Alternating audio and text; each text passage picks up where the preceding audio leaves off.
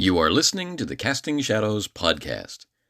In this episode, we continue to immerse ourselves in the immersive topic of immersion.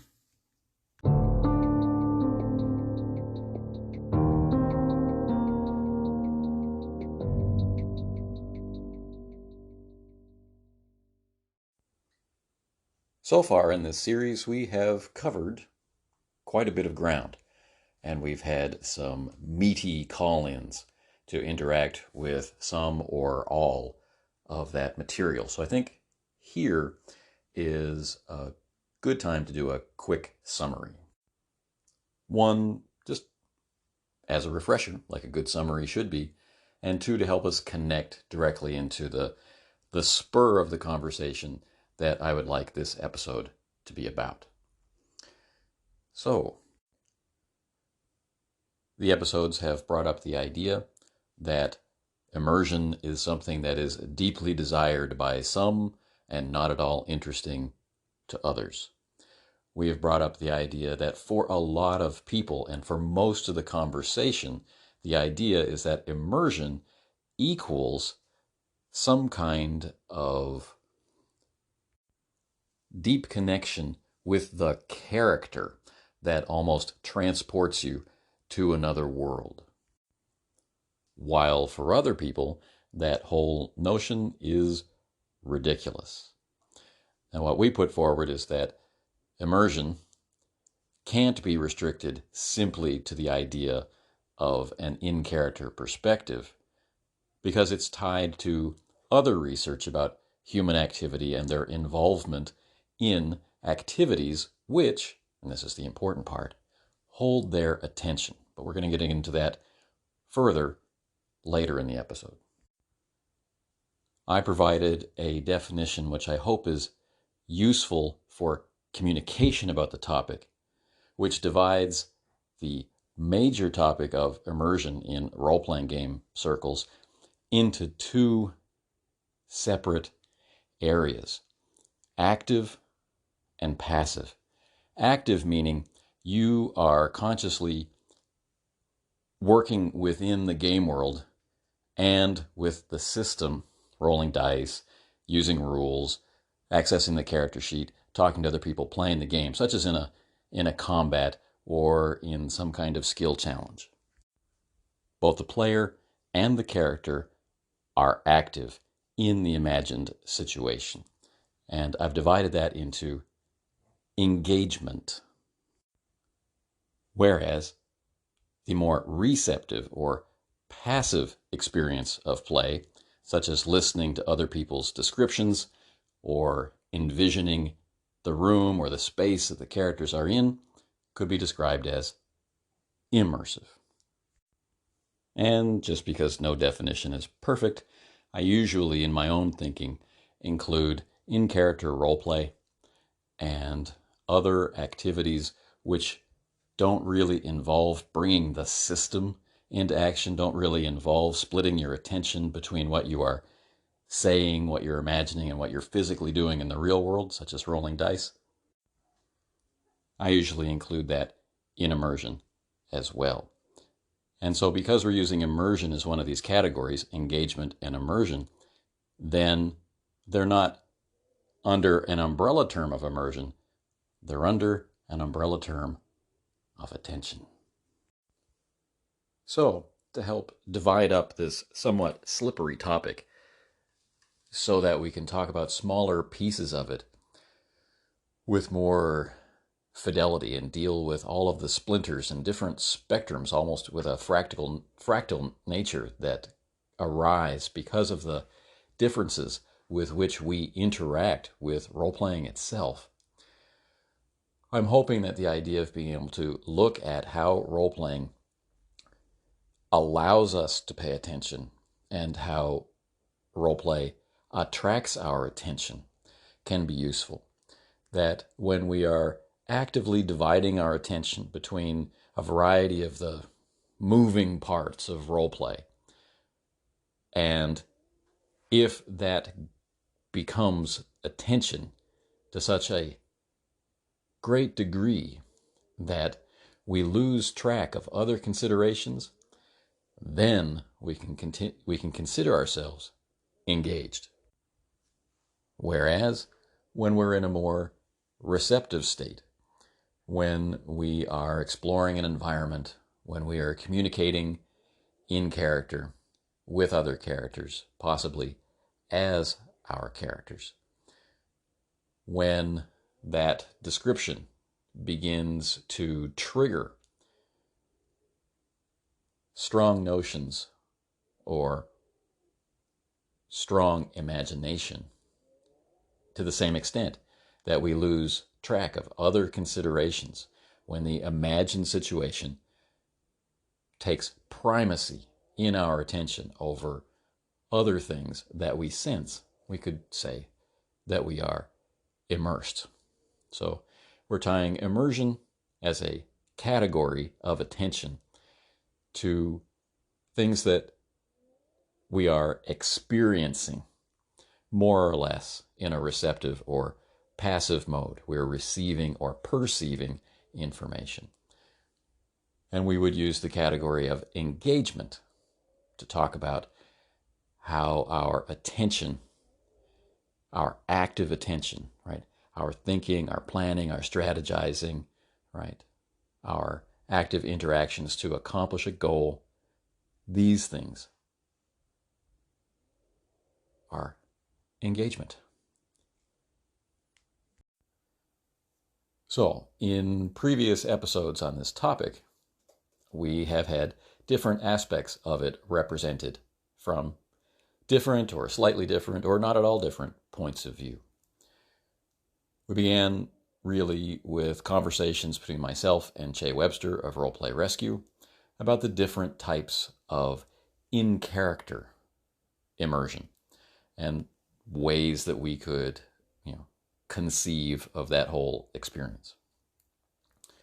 We've had a call-in from Dark Fluid, who built on and expanded the topic of, barriers, right? Things that block and things that enable a more immersive experience or a more engaging experience, to stick with this dual categorization of attention.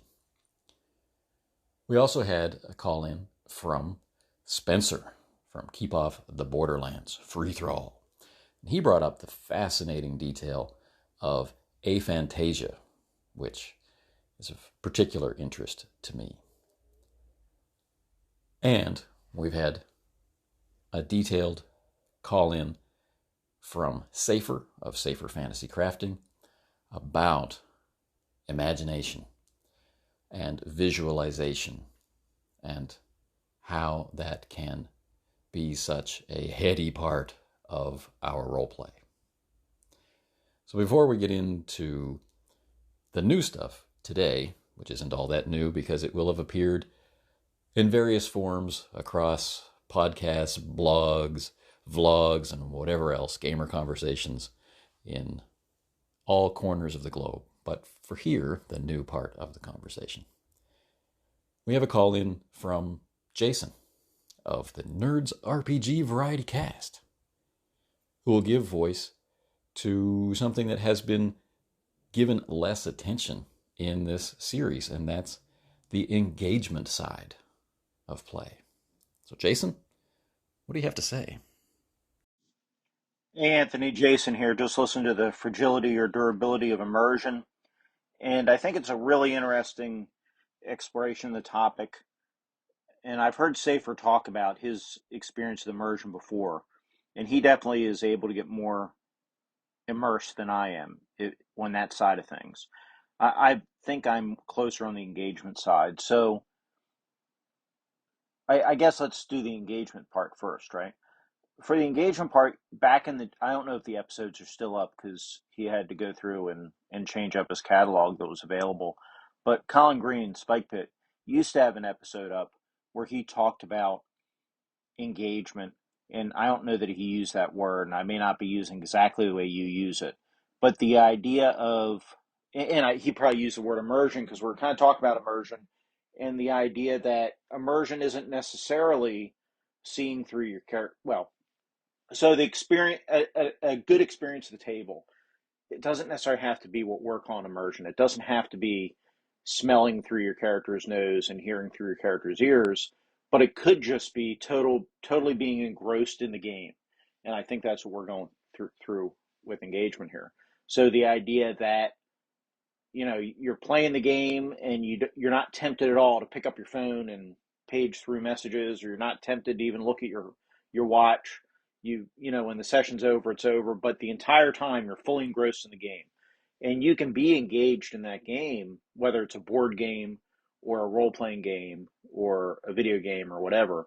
You can get a good novel, good movie, you can get sucked into it and engrossed in it, and you're not necessarily smelling the smells or hearing the sounds or seeing through that character's eyes, but you're fully engaged, right?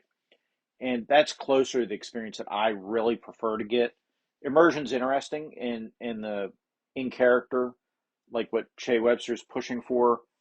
Or well, not, I shouldn't say that. It's not fair. The experience he talks about is an interesting experience, and I do like to switch things up and try that, but that isn't necessarily my preferred experience. I think just fully engaged is what I'm going for.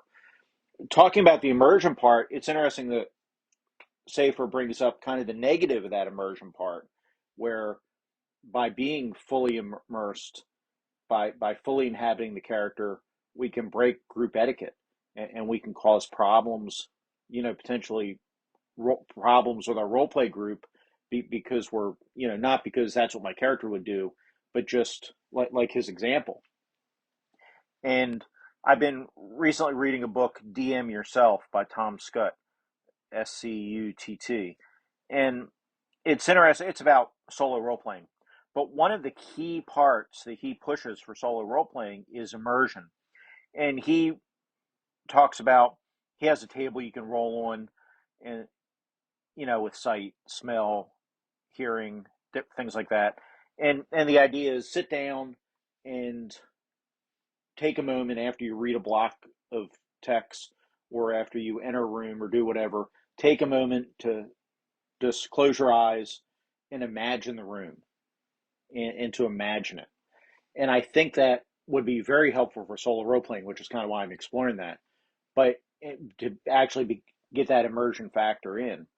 But it's interesting thinking about that compared to kind of like what Safer was talking about with the actual role playing game.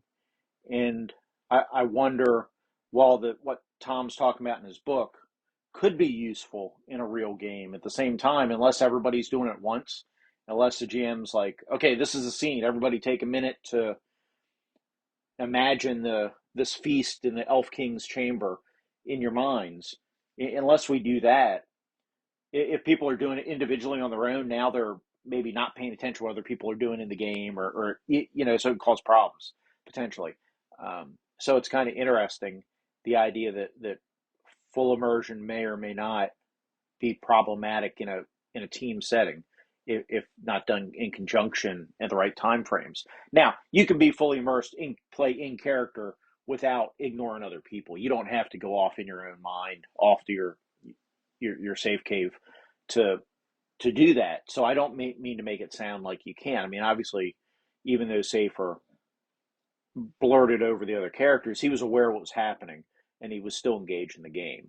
So I'm not saying that you have to shut yourself away to imagine what's going on, but it was interesting because it kind of tied in. And now I've talked for over 5 minutes, so I better let you go. And if you want a shorter version of this message, let me know, and I will endeavor to send it. Thanks for that call in, Jason. I'm definitely going to look for Colin's episode on this. I really enjoy getting into this topic, no matter how many times I've been involved in conversations about it. And I find it vanishingly rare that people talk about immersion other than immersion in character, regardless of how they view that in character experience, whether it's in character or in character as some sort of authorial force or directorial force. Still, that seems to dominate the conversation to a startling degree. So I'll definitely check that out. plus your self-description as someone who prefers what I would define as engagement over what I would define as immersion, I think is valuable.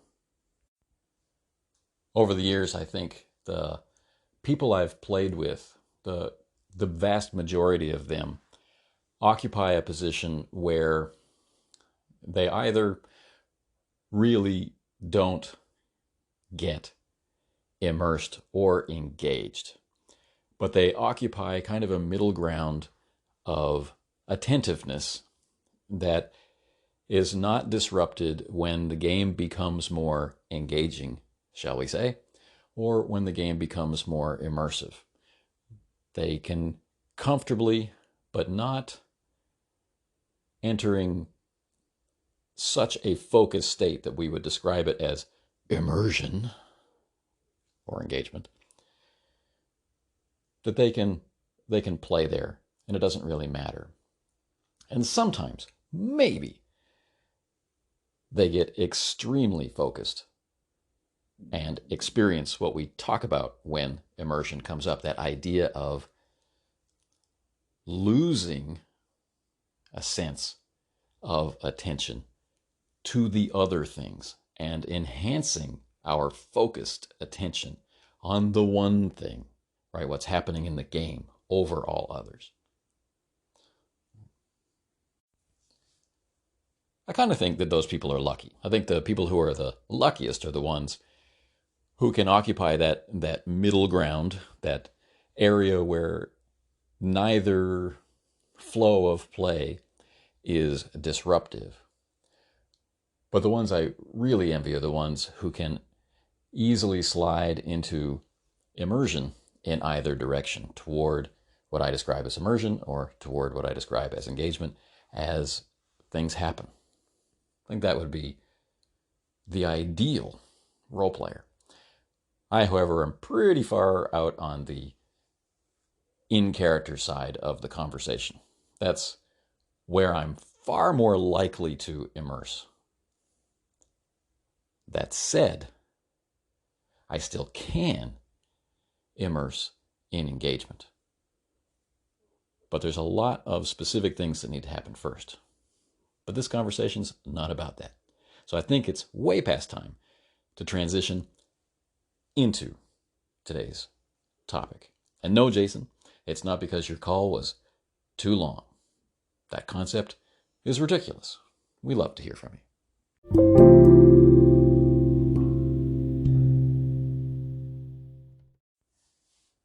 In the past, when asked to define what I think a role-playing game is, what is a role-playing game? My simple answer has been that role-playing is an opportunity to make decisions. My slightly more complicated answer is role-playing is an opportunity to make decisions from the perspective of a character. That allows me to keep enough ambiguity in the response to include people who play as themselves with different imagined physical characteristics, and those people who also play with a personality that's different from their own. Which is how I would define role-playing games for me personally, an opportunity to make decisions as a character who is not me. If asked to dig into making decisions, because of course in lots of games we make decisions, everything from a card game to a board game, we make decisions. Because people don't always listen to the whole definition, right? Make decisions as a character in an imagined situation, right? So, when asked to dig into what is decision making, we get to act, to react, and to interact in this imagined situation, to receive information, to process that information, and to make decisions based on that information according to details that matter for your pursuit of why you're playing that game in the first place. And that's where things get really different. Are you playing the game to be part of an epic story? Are you playing the game to experience what it's like to make decisions that are different from what you would really do if you were really in that situation, right? To have different capacities, different capabilities, or even a different personality. Yeah. Do you do it for the problem solving? Do you do it as a kind of socialization? Whether that's imagined socialization in the imagined situation, or whether that's the camaraderie of the table. Is it some melange, some blend of all of these different things that is distinct to you, that maybe you haven't quite tracked down all the various pieces of? There are a lot of ways to start getting into the weeds of describing the experience of role play and the activity of role play, the engaging aspects and the immersive aspects, and the things which hold our attention, the things which compel our attention.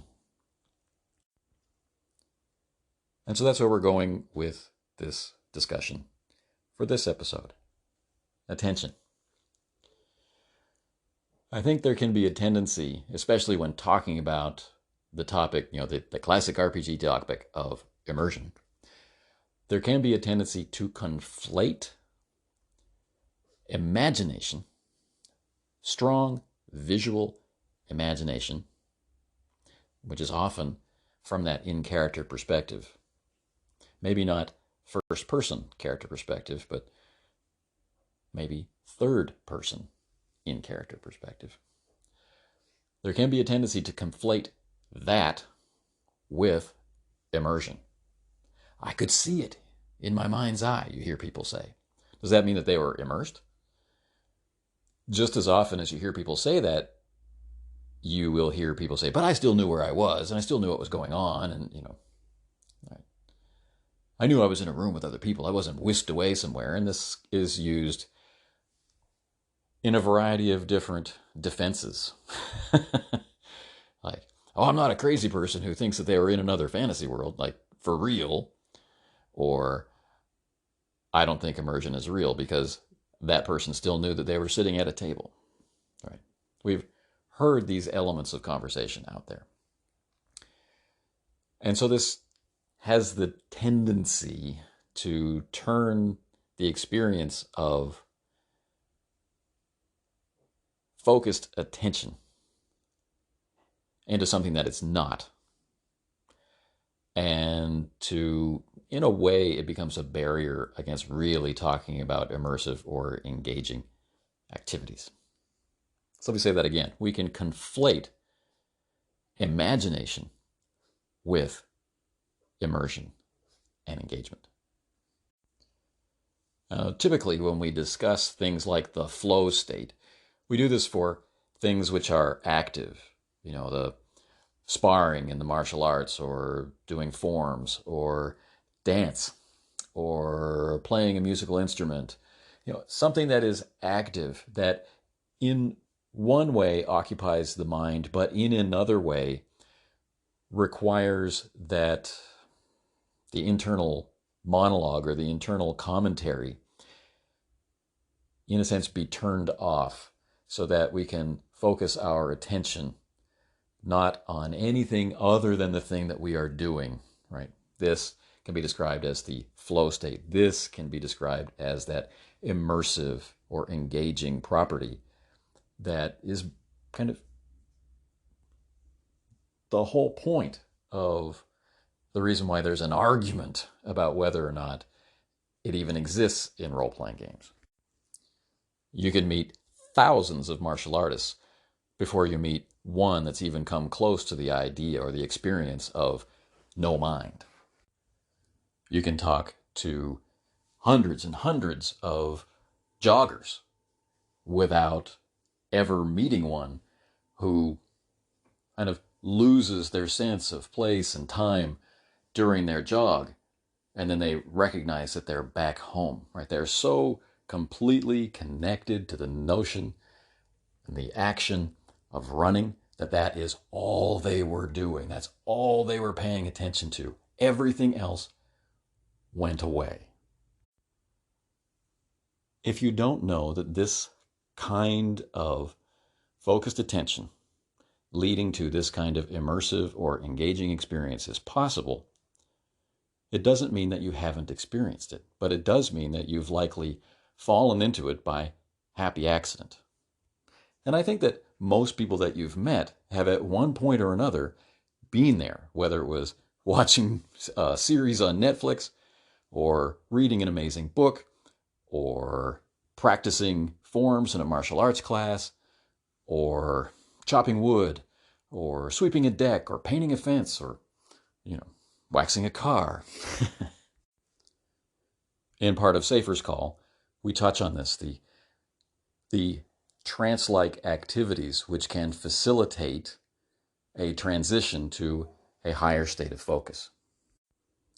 These might be physical, but they can also simply be cognitive.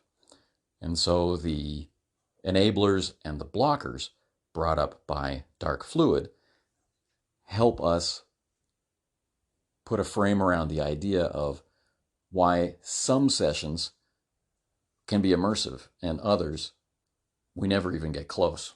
In fact, it can be difficult to even pay attention to what's going on. This could be noise. It could be hammering in the apartment next door as renovations are being conducted. It could be yelling from the street. It could be too cold or too hot, or the chair could be uncomfortable. You could be sick or you could be tired. Maybe you shouldn't have gone to the session that day because you've got nothing left to give. You've got no energy left. You could have stress in your life. You're worried about something else, and that is the primary grab on your attention, and nothing else is going to shake it loose. But also, the play of the other players could be annoying. The genre that you've agreed to play might be being mishandled and be very unsatisfying, or you've made a mistake. You thought you'd like it, but you don't. There's so many things that can get in the way, physically, emotionally, mentally, that sometimes, rightfully, I think, it can seem like this highly focused, highly attentive experience that we've been calling immersion in role-playing games is impossible. To further complicate matters, of course, we have what we mentioned earlier, that we can accidentally conflate the idea of imagination with immersion or engagement. It's entirely possible to play the game and have a good time and imagine nothing.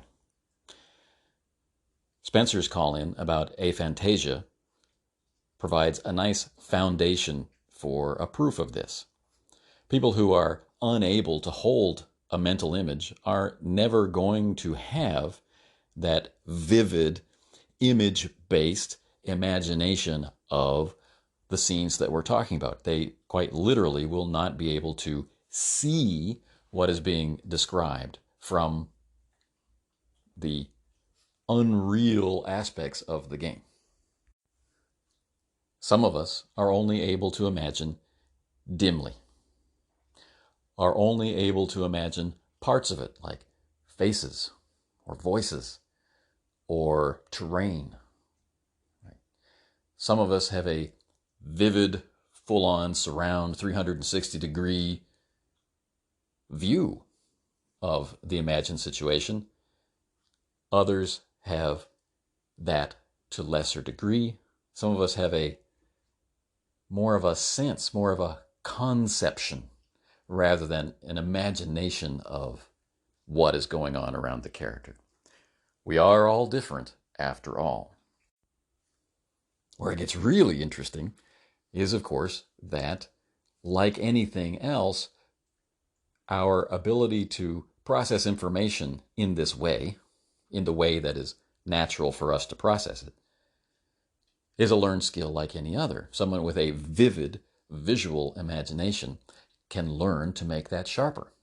Someone with a vivid auditory imagination, to use a word, can make that sharper. Someone with aphantasia can take their understanding of the situation and learn to make that conception sharper. None of this has anything to do with enjoyment of the activity, except that the better we get at things we do, the more enjoyable they become. However, this does have a lot to do with the topic of immersion and engagement, because the better that we get at doing something, the more of it we can do to a higher degree of quality with less effort. The less effort we can carry out our information processing, right? Our handling of the imagined situation of our role-playing game. The less effort we have the need to devote to that, the more effort can be devoted to other things.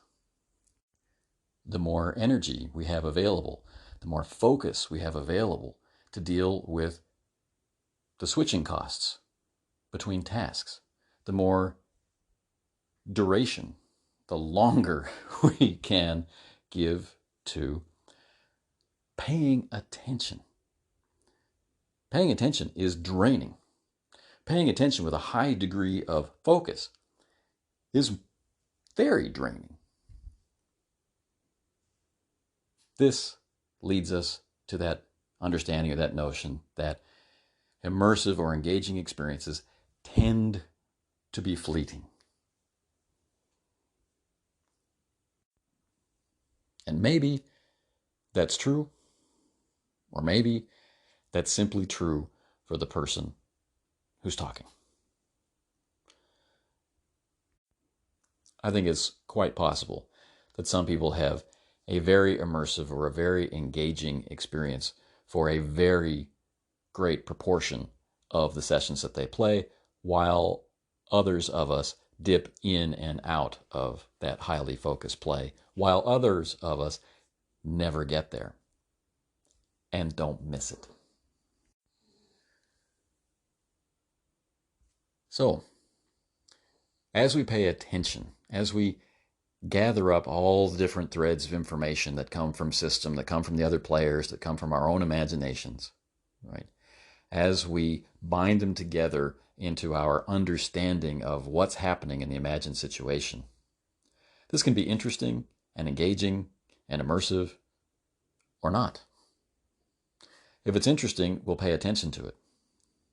If it's not, we won't.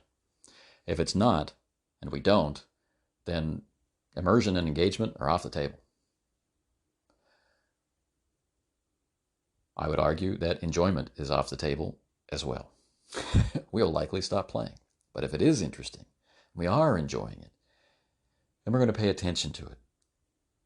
And if play is satisfying and fun, if whatever is happening, what our characters are doing, what's happening to our characters, what's happening around our characters, what's happening because of our characters, if all of this is worthy of our attention, our intention to pay attention might grow. Our attentiveness takes on more and more focus. And as we focus on one particular thing, then the things around us go out of focus. They recede in importance. They dwindle away, maybe to inconsequence. And we lose track of time. We lose track of the discomfort of the chair that we're in.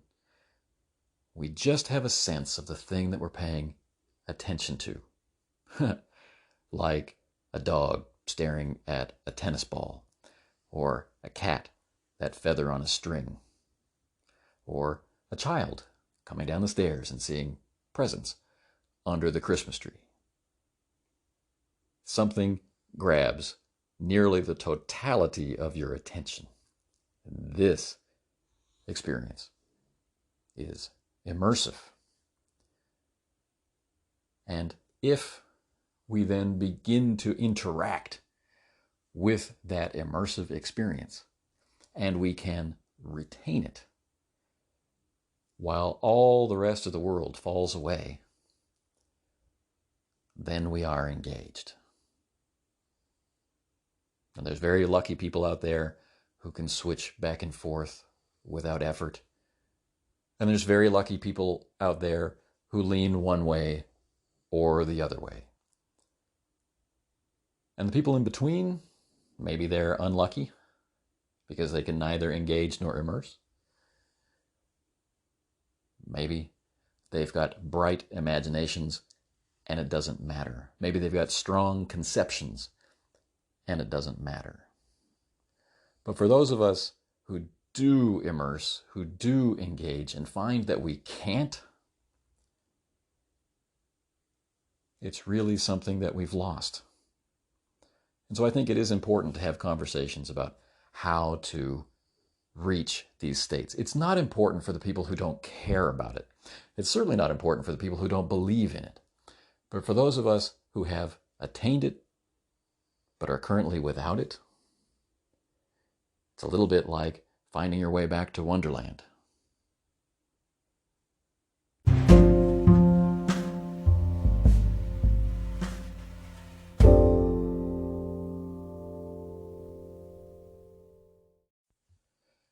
So, what route toward immersion do I see? Well, as Dark Fluid rightfully pointed out, there are things that enhance our ability, and there are things that get in the way. And I think where we can lead ourselves astray is if we view the end goal, right? How can I get immersed? How can I get engaged? How can I enter into that state of otherworld immersion, as it's talked about on Roleplay Rescue? How do I get there? But all destinations begin where you are now. It's not just one step to where you're going, if it's worth getting there. So I think we can better serve that purpose by recognizing that the vehicle toward immersion and engagement is our ability to hone our attention, to focus our attention on something, and therefore lose ourselves in it. So by addressing the things which are also taking our attention, whether that be a worry, whether that be a genre consideration or a system problem or an uncomfortable chair or some bad food or some great food you can smell cooking in the kitchen, right? Or something that you really should be doing instead, or whatever else. Whatever is taking your attention, how much of it is it taking? What can you do to refocus your mind on the game? Do you need to take a break, make a phone call, go to the bathroom, take a walk around the block?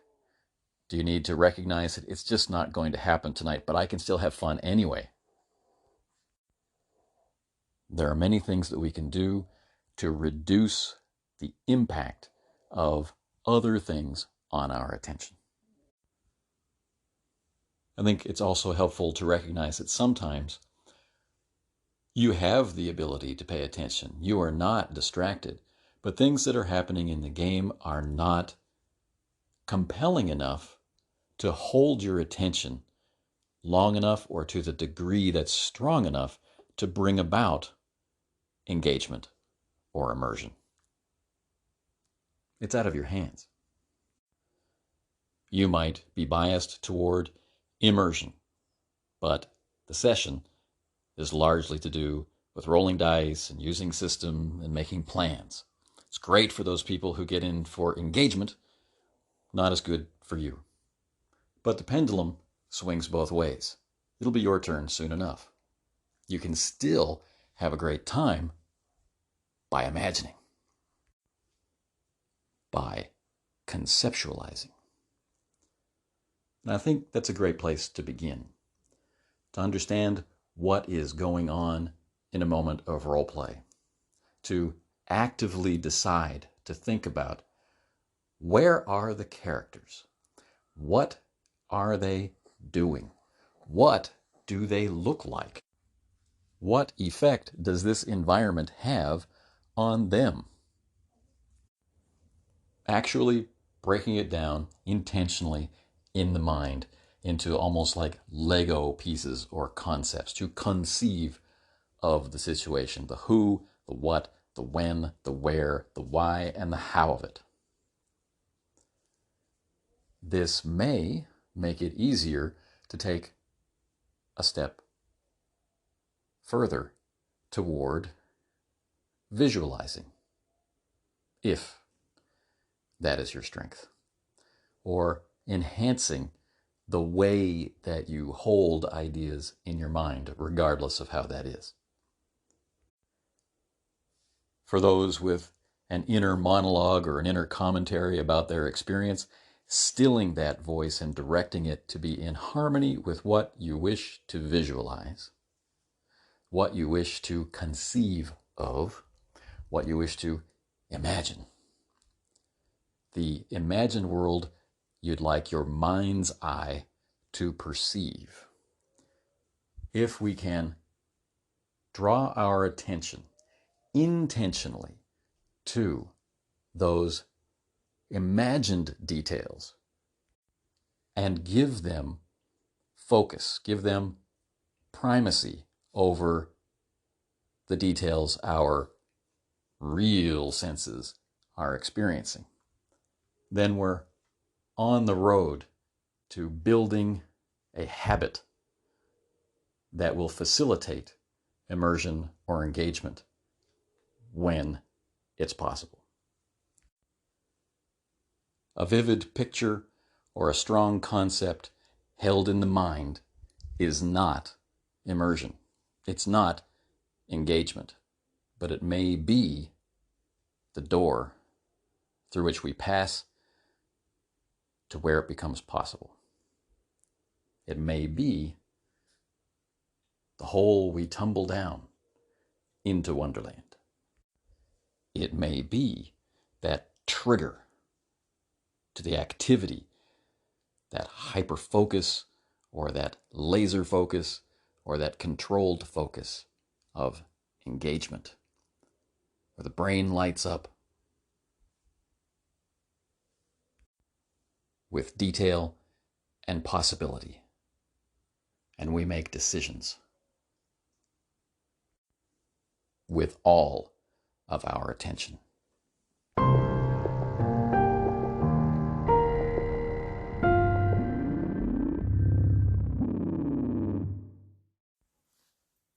You've been listening to the Casting Shadows podcast. We hope that you'll want to interact with us about this topic or others that we've covered in the past or in the future. You can do so probably most easily and effectively through SpeakPipe. You can find us there at Casting Shadows Podcast. I'll leave a link in the show description.